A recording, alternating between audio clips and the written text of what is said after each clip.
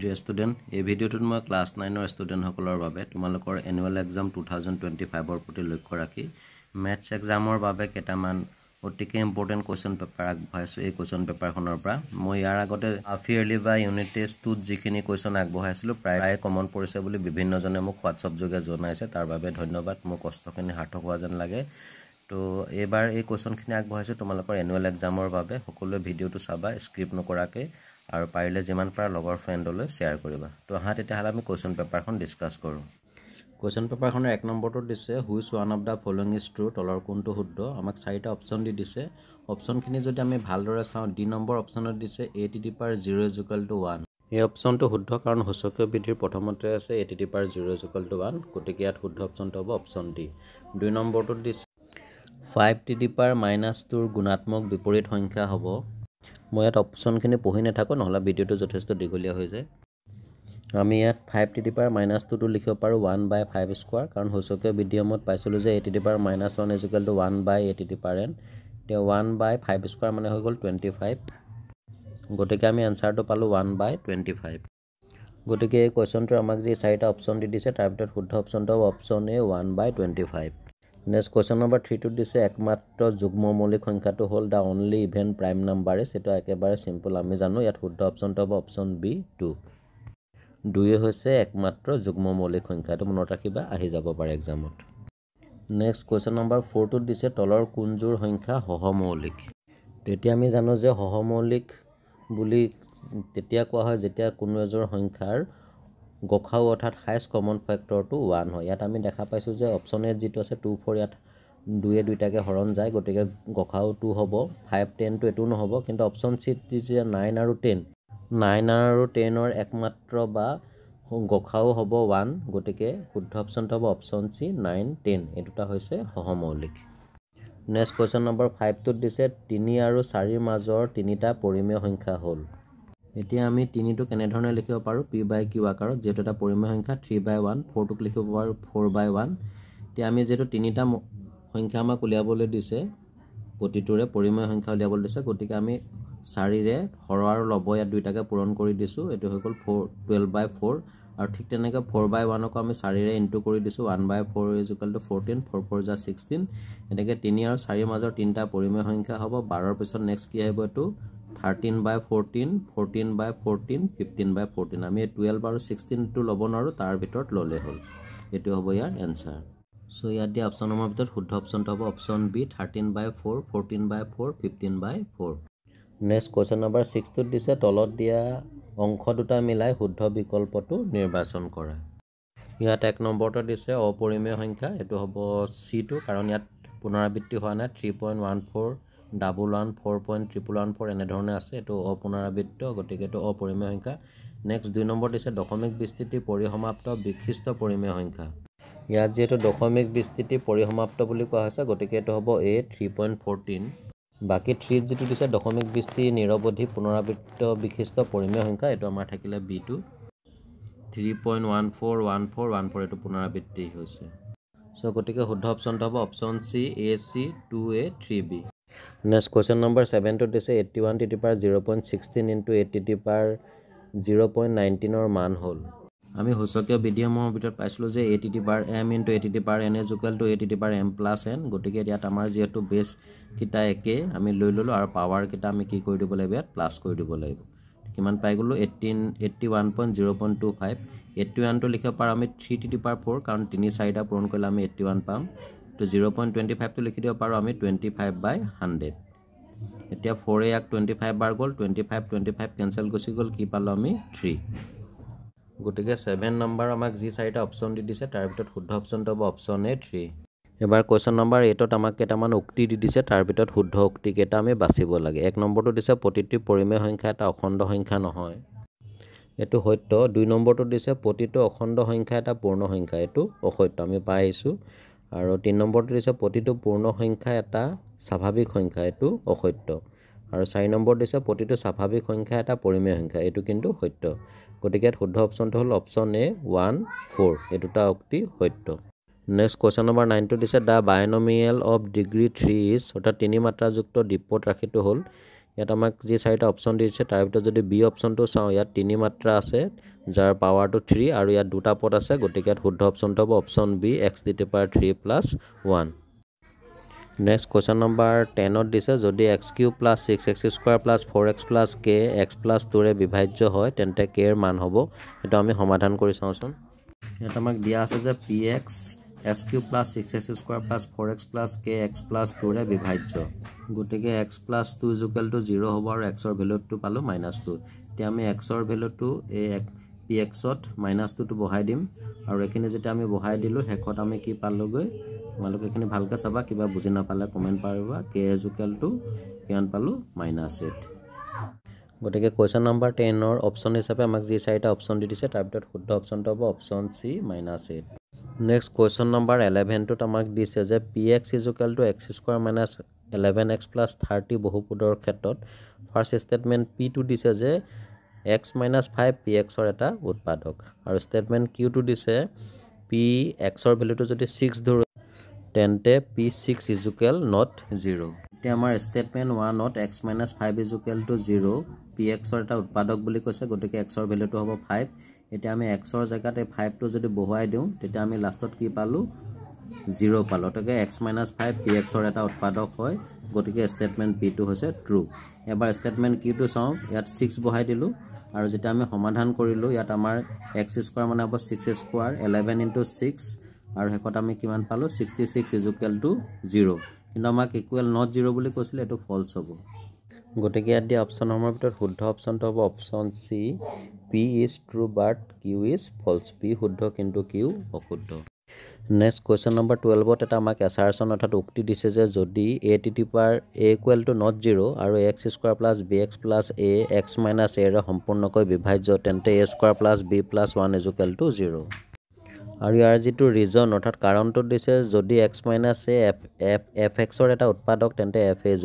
0 তো আহাচোন এটো আমি সমাধান কৰি চাও এই কোৱেশ্চনটোত আমাক x² + bx + a x - a ৰে সম্পূৰ্ণকৈ বিভাজ্য বুলি কৈছে গতিকে x - a = 0 হ'ব আৰু x ৰ ভ্যালুটো -a টো এপ্লাই নিলে +a হ'ব এতিয়া আমি x ৰ জায়গাত a পুট কৰি দিলো আৰু এখিনি আমি যেটা বহাই দিলো তেতিয়া আমি লাষ্টত কিমান পালো a² + b + 1 = 0 এই উক্তিটো ট্ৰু হয় আৰু ইয়াত আমাক ৰিজন যেটো দিছে x - a fx ৰ এটা উৎপাদক তেন্তে fa = 0 এটো আমাৰ যেটো উক্তি দিছিলে তাৰ লগত ৰিলেটেড অৰ্থাৎ সম্পৰ্ক আছে গতিকে কোৱেশ্চনটোৰ শুদ্ধ অপচনটো হ'ব অপচন a আৰু r দুইটাই সত্য আৰু a r ৰ শুদ্ধ ব্যাখ্যা নেক্সট কোৱেশ্চন নম্বৰ 13 টো দিছে -5 টো আৰু 2 - 5 বিন্দুটোত অৱস্থিত প্ৰথম যেটো বিন্দু দিছে এটো হৈছে মাইনাস আৰু প্লাস আৰু সেকেন্ড যেটো বিন্দু দিছে এটো প্লাস মাইনাস এতিয়া যদি আমি কাৰ্টেক্সীয় সমতলত চাও এই 2 নম্বৰ চুকটো হৈছে মাইনাস প্লাস আৰু 4 নম্বৰ চুকটো হৈছে প্লাস মাইনাস অৰ্থাৎ প্ৰথম বিন্দুটো আছে দ্বিতীয় চুকত আৰু দ্বিতীয় বিন্দুটো আছে চতুৰ্থ চুকত গতিকে উক্ত বিন্দুটোত অৱস্থিত শুদ্ধ অপচনটো হ'ব অপচন সি ক্ৰমে দ্বিতীয় আৰু চতুৰ্থ চুকত নেক্সট কোৱেশ্চন নম্বৰ 14 টো দিছে তলৰ কোনটো সমীকৰণৰ লেখ x অক্ষৰ সমান্তৰাল ইয়াত যেটো আমি x অক্ষৰ কথা কৈছে আমি y টো চাম আৰু অপচন কিটা যদি ভালদৰে চাও অপচন বি দিছে y = 2 এটো হৈছে শুদ্ধ অপচন নেক্সট কোৱেশ্চন নম্বৰ 15 টো দিছে x অক্ষৰ পৰা p -3 আৰু -6 বিন্দুৰ দূৰত্ব ইয়াতো ঠিক একে ধৰণে x অক্ষৰ কথা কৈছে গতিকে আমি y অক্ষৰ কথা চাম তো y অক্ষটো ঠিক তেনেধৰণে 6 এ হ'ব লাগিব কিন্তু দূৰত্ব সদায় পজিটিভ হয় গতিকে শুদ্ধ অপচনটো হ'ব option B 6 units next question number 6 ত আমাক পাৰ্ট এ পাৰ্ট বি অৰ্থাৎ ক অংশ আৰু খ অংশ দুটা অংশ দিছে আৰু এই অংশ দুটাক আমি শুদ্ধভাৱে মিলাই হেকত যি চাৰিটা বিকল্প উত্তৰ দিছে তাৰ পৰা শুদ্ধ উত্তৰটো বিচাৰি উলিয়াব লাগে এতিয়া আমাক এক নম্বৰটো দিছে x = 0 এটো হ'ব y অক্ষৰ সমীকৰণ গতিকে এটো c টো হ'ব দুই নম্বৰটো দিছে x = 2 ইয়াত যেটো y ৰ ভ্যালু দিয়া নাই গতিকে আমি এটো ধৰি ল'ব লাগিব এটো কাৰণ এটো y অক্ষৰ সমান্তৰাল এডাল হৰলেখা হ'ব আৰু 3 নম্বৰ দিছে y = 0 এটো প্ৰথমটোৰ বিপৰীত গতিকে এটো d টো হ'ব x অক্ষৰ সমীকৰণ আৰু 4 নম্বৰ যেটো দিছে y = 3 এটো হ'ব গৈ b নম্বৰ যেটো দিছে x অক্ষৰ সমান্তৰাল এডাল হৰলেখা গতিকে আদি অপচনসমূহৰ ভিতৰত শুদ্ধ অপচনটো হ'ব option B 1c 2a 3d 4b next question number 17 টো দিছে যদি 2x - y = -k ৰেখাডালে p tan 4 বিন্দুটোৰ মাজেৰে পাৰ হয় তেন্তে k ৰ মান হৈছে এটা আমি k ৰ ভ্যালুটো উলিয়াব লাগিব আমাৰ p10 4 বিন্দুটোৰ ক্ষেত্ৰত x হ'ব 10 আৰু y ৰ ভ্যালুটো হ'ব 4 তো আমি ইয়াত ভ্যালু কিটা 2x - y - k x ৰ ভ্যালু 10 বহাই দিলো y ৰ ভ্যালু 4 বহাই দিলো আৰু হেকত আমি k ৰ ভ্যালুটো কিমান পালো মাইনাস তো ইফালে আহি গল -16 গতিকে এটা আমাক যি চাৰিটা অপচন দি দিছে তাৰ ভিতৰত শুদ্ধ অপচনটো হ'ব option B -16 next question number 18 টো দিছে AB আৰু CD ৰেখাই O বিন্দুত কটাকটি কৰিছে যদি AOC = 50 তেন্তে BOD ৰ মান কি হ'ব ইয়াত AB আৰু CD ৰেখা দুডালে কটাকটি কৰাৰ ফলত বিপৰীত কোণ উৎপন্ন হৈছে আৰু আমি জানো যে বিপৰীত কোণবোৰৰ মান সদায় সমান হয় গতিকে AOC কোণটোৰ যদি মাপ 50 ডিগ্ৰী হয় তেতিয়াহলে BOD কোণটোৰ মাপও সেম কি হ'ব তো BOD কোণটোৰ মাপও কি হ'ব 50 ডিগ্ৰী হ'ব গতিকে শুদ্ধ অপচনটো হ'ব option C 50 degree next question number 19 টো দিছে x ৰ কি মানৰ বাবে L আৰু M ৰেখা দুডাল সমান্তৰাল হ'ব ইয়াত L আৰু এডাল M ৰেখা আৰু এডাল হৈছে তাৰ তিৰ্যক আমি জানো যে L আৰু M ৰেখা দুডাল সমান্তৰাল হ'ব যেতিয়া তিৰ্যকৰ একেফালে থকা কোণ দুটাৰ মাপ হ'ব লাগিব 180 ডিগ্ৰী অৰ্থাৎ এই দুটা কোণৰ মাপ হ'ব লাগিব 180 ডিগ্ৰী তো আমি লিখি দিলো 30x + 5 + 4x = 180 degree 30x 4x 7x হৈ গল 5 তে ফালে লৈ আনিলো 175 হৈ গল আৰু x ক যেটা 7 এ ডিভাইড কৰিলো x ৰ ভ্যালুটো পালো কিমান 25 ডিগ্ৰী গতিকে ইয়াত শুদ্ধ অপচনটো হ'ব option B 25 degree next question number 22 দিছে যদি ত্ৰিভুজ ABC সৰ্বসম ত্ৰিভুজ PQR তেন্তে তলৰ কোণটো সত্য নহয় এতিয়া আমাৰ এটো হৈছে ত্ৰিভুজ ABC আৰু ত্ৰিভুজ PQR এটা সমান্তৰাল বুলি কৈ দিছে গতিকে আমাৰ AB হ'ব কিমান এটো PQ তাৰ পিছতে BC হ'ব QR আৰু ঠিক তেনে ধৰণে AC হ'ব কিমান PR বা আমি লিখিব পাৰো QR সমান BC এতিয়া আমাক দিয়া অপচনসমূহৰ ভিতৰত অপচন এ যেটো দিছে BC = PQ আমি হেতু আমি দেখা নাপালো ত্ৰিভুজ দুটাৰ ক্ষেত্ৰত প্ৰযোজ্য নহয় গতিকে ইয়াত তলৰ কোণটো সত্য নহয় বুলি কৈছে গতিকে শুদ্ধ অপচনটো হ'ব অপচন এ BC = PQ next question number 21 চিত্ৰত ত্ৰিভুজ ABC যদি AB = AC আৰু BC ক D বিন্দুলৈ এনেদৰে বহাই দিয়া হৈছে যাতে এংগল ACD = 100 ডিগ্ৰী তেন্তে এৰ মান হ'ব এটা আমি ধৰি ললো ত্ৰিভুজ এটো ABC ইয়াৰ BC বাহুডালক D বিন্দুলৈ বহাই দিছো এই কোণটো আমাক 100 ডিগ্ৰী দি দিছে তেতিয়া আমি জানো যে ৰৈখিক জুৰীয়া কোণৰ মাপ সদায় 180 ডিগ্ৰী হয় গতিকে তো যদি 100 হয় এটো হ'ব কিমান 80 ডিগ্ৰী 80 + 100 কৰিলে আমি 180 পাম আৰু লগতে আৰু কথা জানো যে সমদ্বিবাহু ত্ৰিভুজৰ সমান বাহু দুটাৰ বিপৰীত কোণ দুটা সদায় সমান গতিকে এই বাহুটোৰ বিপৰীত কোণ হ'ব এটো 80 ডিগ্ৰী আৰু এটো বাহুৰ বিপৰীত কোণ হ'ব কিমান 80 ডিগ্ৰী এতিয়া আমি লিখিব পাৰো যে ত্ৰিভুজ ABC ৰ ক্ষেত্ৰত A + B + C = 180 ডিগ্ৰী কাৰণ ত্ৰিভুজৰ তিনটা কোণৰ মাপৰ সমষ্টি সদায় কিমান 180 ডিগ্ৰী তো B ৰ ভ্যালুটো বহাই দিলো C ৰ মানটো বহাই দিলো 80 আৰু 180 ডিগ্ৰী - 80 কিমান হৈ গল 60 আমি বাওঁফালে লৈ গলো মাইনাস হৈ গল আৰু এংগুলাৰ ভ্যালুটো কিমান পালো আমি 20 ডিগ্ৰী ইয়াত আমি এংগুলাৰ মানটো পাইছিলো 20 ডিগ্ৰী গতিকে শুদ্ধ অপচনটো হ'ব অপচন এ 20 ডিগ্ৰী নেক্সট কোৱেশ্চন নম্বৰ 22 ত আমাক দুটা ত্ৰিভুজ দি দিছে ABC আৰু PQR আৰু প্ৰতিটো ত্ৰিভুজৰে দুটা বাহুৰ মাপ আৰু দুটা কোণৰ মাপ দিয়া আছে এটা ত্ৰিভুজৰ সৰ্বসমতাৰ বিধিমতে ত্ৰিভুজ দুটা সৰ্বসম হ'বনে নহ'ব তাৰ ওপৰত ভিত্তি কৰি দুটামান আমাক তিনটা উক্তি দি দিছে আমি এই উক্তিসমূহ সত্য হয় নে নহয় বাছি উলিয়াব লাগে এটো তোমালোকে নিজে ট্ৰাই কৰিবা ইয়াত মই দেখা পাইছো যে তিনিটা উক্তি সত্য হয় গতিকে ইয়াত দিয়া অপচনৰ মতে শুদ্ধ অপচনটো হ'ব option D all the above statement R true তিনিটা উক্তি সত্য কোৱেশ্চন নম্বৰ 23 টো দিছে যে এটা চতুৰ্ভুজৰ বাহুবোৰৰ মধ্যবিন্দুবোৰ একাধিক্ৰমে সংযোগ কৰি পোৱা চতুৰ্ভুজটো হৈছে তো ধৰি ললো এটো এটা হৈছে আমাৰ চতুৰ্ভুজ আৰু ইয়াৰ মধ্যবিন্দুবিলাক যদি আমি এনে ধৰণে সংযোগ কৰি দিও ইয়াৰ ফলত যেটো চতুৰ্ভুজ উৎপন্ন হ'ব এটো এটা কি হ'ব এটো এটা সমান্তৰিক গতিকে এটা আমাক যি চাৰিটা অপচন দি দিছে তাৰ ভিতৰত শুদ্ধ অপচনটো হ'ব অপচন এ পেৰলগাম বা সমান্তৰিক নেক্সট কোৱেশ্চন নম্বৰ 24 টো ঠিক একে ধৰণে ABCD সমান্তৰিকৰ কোণ কেটাৰ সমদ্বিখণ্ড কেডাল গঠন কৰা PQRS চতুৰ্ভুজটোৰ এতিয়া ধৰি লোৱা এটো আছে ABCD এটা কি আমাৰ সমান্তৰিক আৰু ইয়াৰ কোণ কেটাৰ যিকিডাল সমদ্বিখণ্ডক এনে ধৰণে যেটা আমি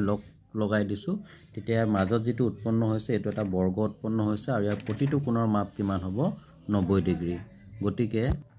ইয়াত আমাৰ শুদ্ধ অপচনটো হ'ব option A angle P = angle Q = angle R = angle S = 90 degree এটা হ'ব বৰ্গ এটো হ'ব শুদ্ধ option A next question number 25ত এ বি দুটা উক্তি দিছে প্ৰথমটো দিছে বৰ্গ এটাৰ কৰ্ণ দুডাল আৰু ইহঁতে পৰস্পৰ লম্বভাৱে সমদ্বিখণ্ডিত হয় এইটো আমি পাইছোঁ এইটো সত্য হয় আৰু বিত দিছে আয়ত এটাৰ কৰ্ণ দুডাল সমান আৰু ইহঁতে পৰস্পৰ লম্বভাৱে সমদ্বিখণ্ডিত হয় এইটো কিন্তু অসত্য গতিকে ইয়াত দিয়া অপশ্যন নম্বৰ ভিতৰত শুদ্ধ অপশ্যনটো হ'ব option C A is true but B is false অৰ্থাৎ এ সত্য কিন্তু বি অসত্য নেক্সট কুৱেশ্যন নম্বৰ 26টোত দিছে একে ভূমি আৰু এযোৰ সমান্তৰাল ৰেখাৰ মাজত অৱস্থিত এ বি চি ডি আৰু ই এফ চি ডি দুটা সামান্তৰিক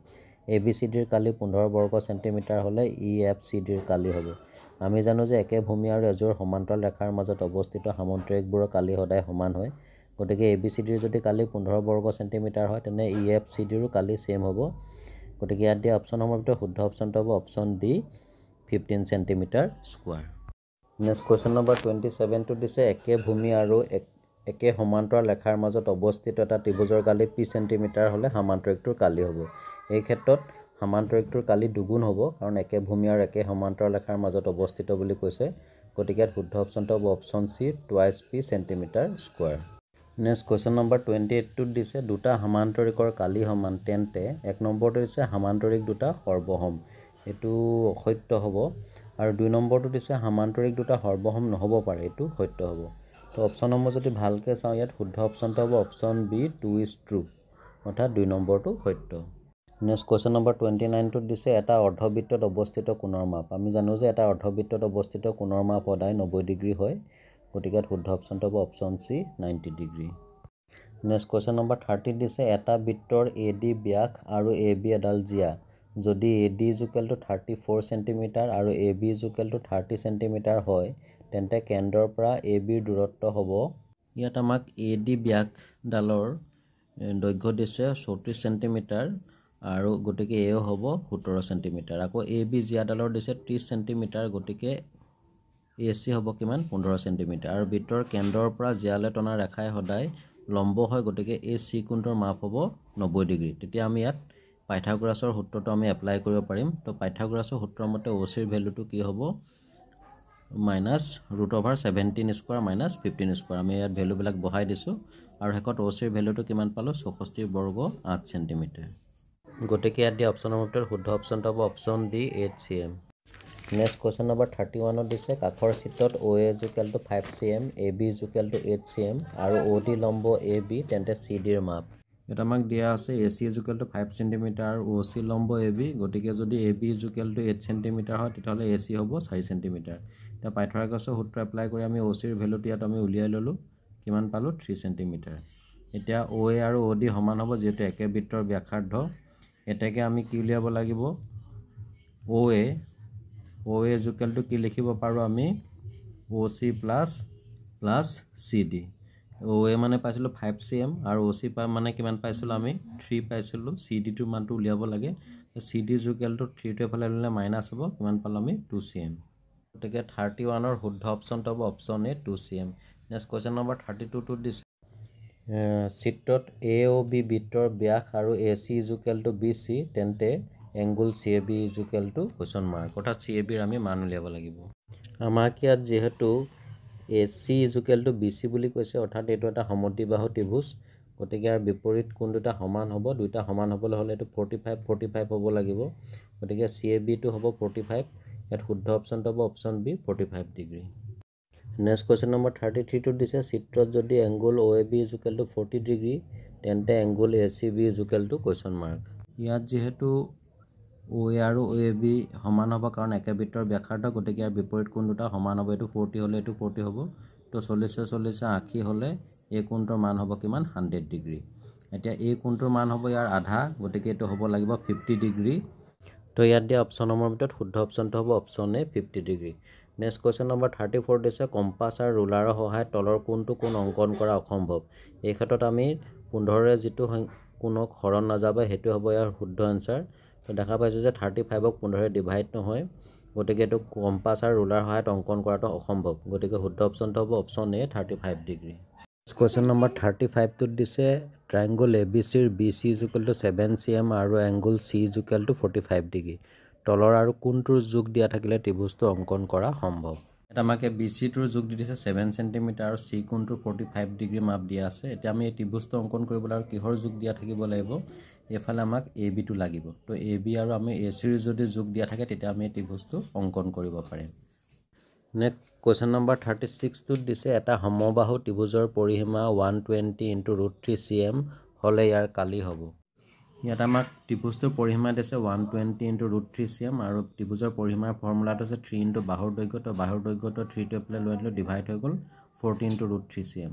এনেকৈ সমবাহু ত্ৰিভুজটোৰ কালি এইটো ফৰ্মুলাটো বহাইলো √3/4 * দৈৰ্ঘ্য বা সাইড স্কয়াৰ ইয়াত আমি ইয়াৰ ভ্যালুটো বহাই দিলো 14 * √3 তো 40 40 to 1600 হৈ গ'ল ৰুট আৰু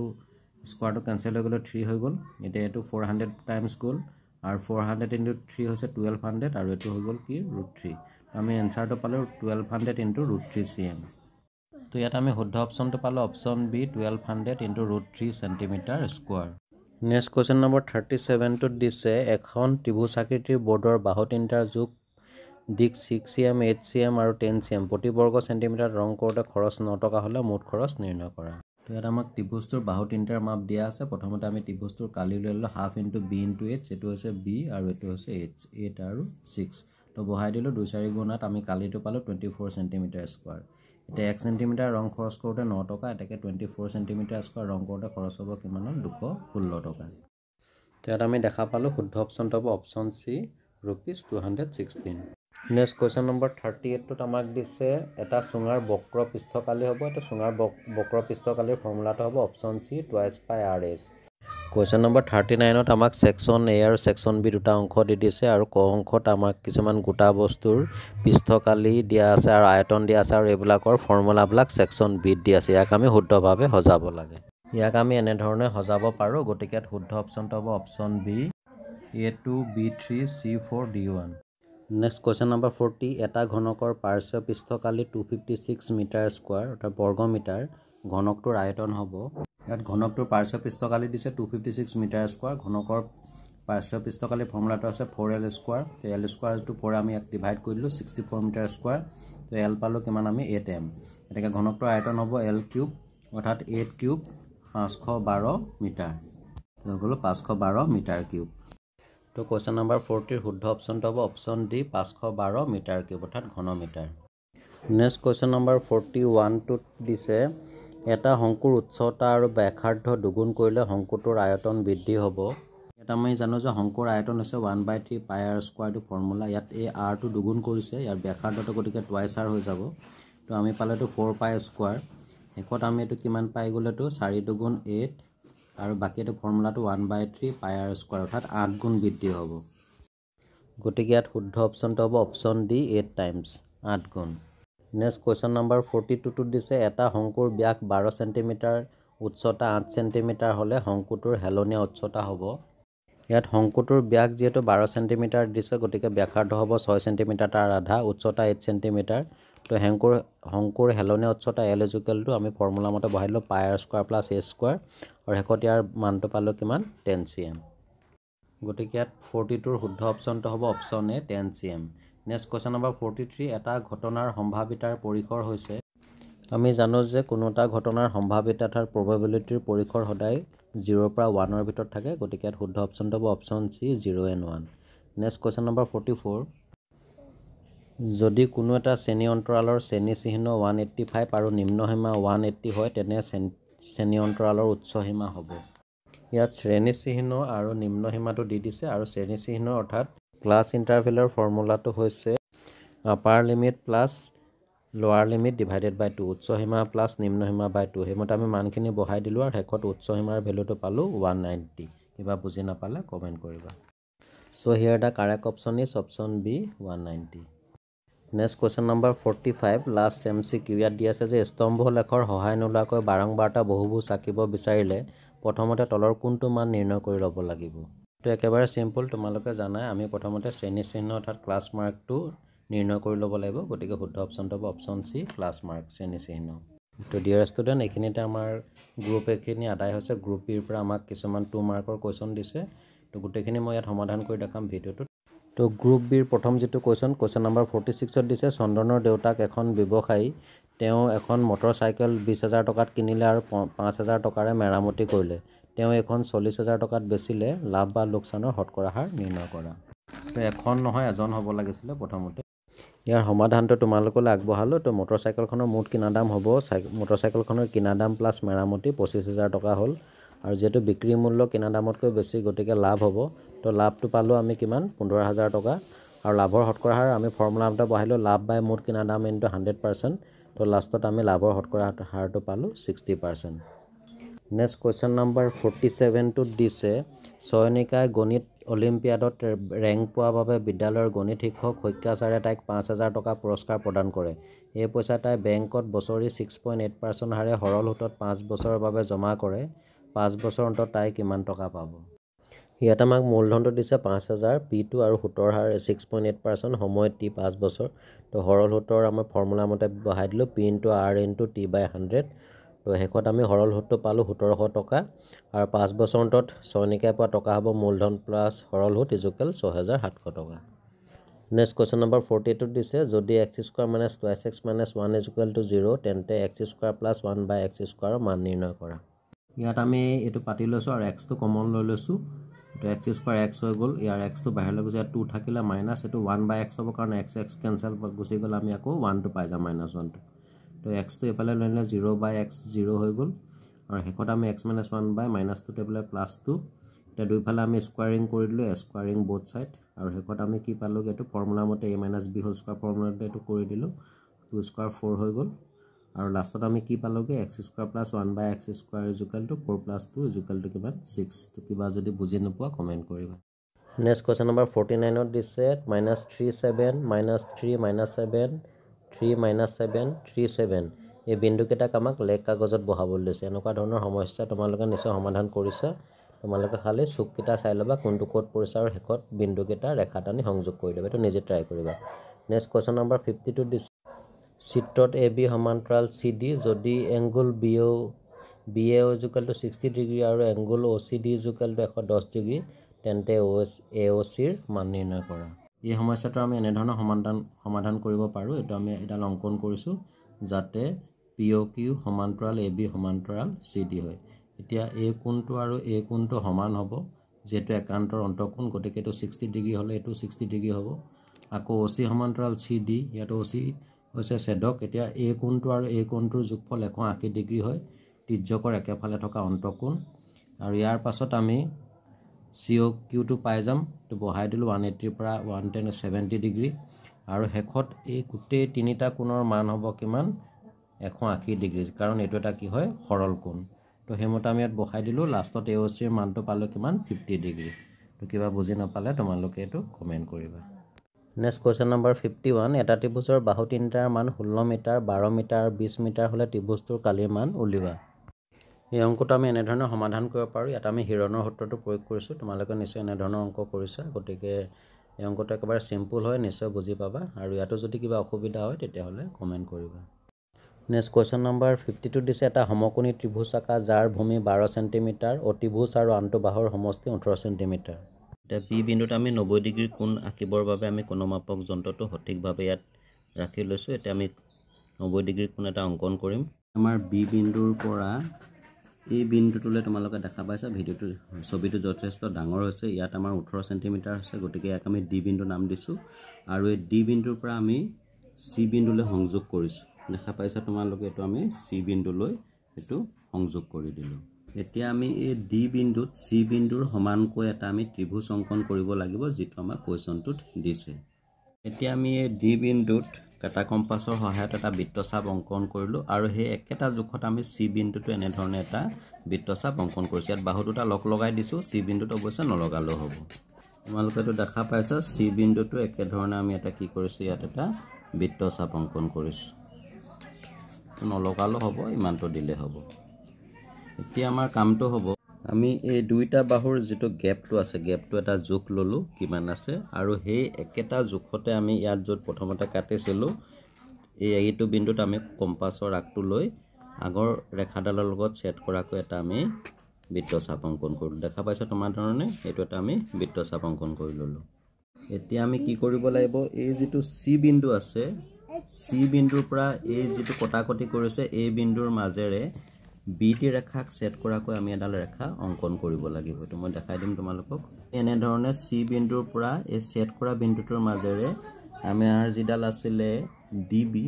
বা বিডি ৰেখাক সেট কৰাকৈ এডাল আমি ৰেখা অঙ্কন কৰিলো আৰু এই বিন্দুটোৰ নাম দি দিলো আমি এ তো এতিয়া আমাৰ এ বি সি হৈছে আমাৰ অঙ্কন কৰিবলগীয়া ত্ৰিভুজ চিত্ৰটো যথেষ্ট ডাঙৰ হয় তোমালোকে নিশ্চয় বুজি পাইছা তথাপিতো কিবা বুজি নাপালে কমেন্ট কৰিবা